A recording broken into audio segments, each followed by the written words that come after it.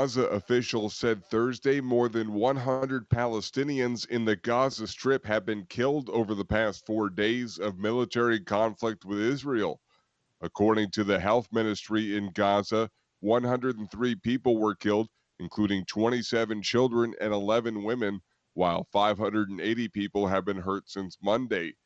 Inside Israel, 7 people have been killed since Monday, including one 6-year-old, after a rocket struck a family home.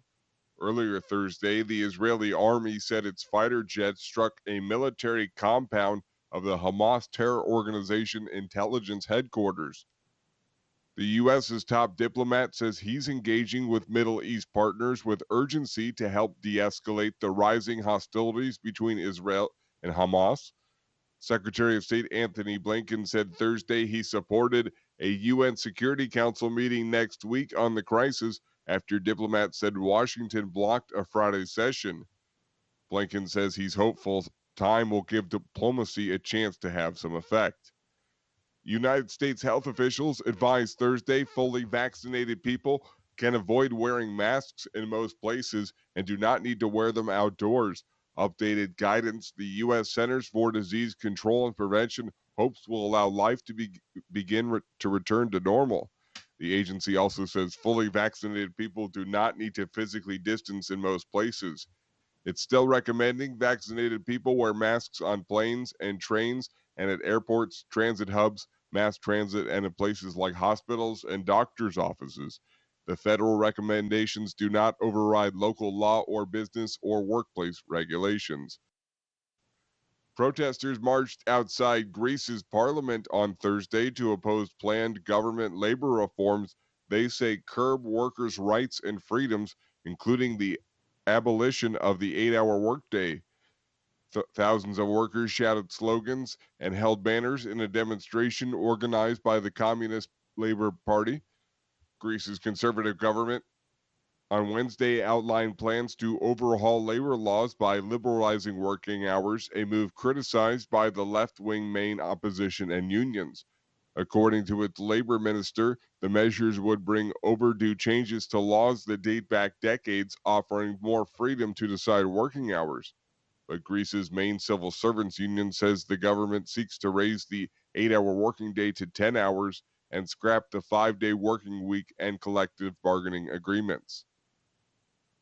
2 men detained by British immigration officials in Glasgow were released Thursday after a 7-hour standoff between hundreds of protesters and Scottish police.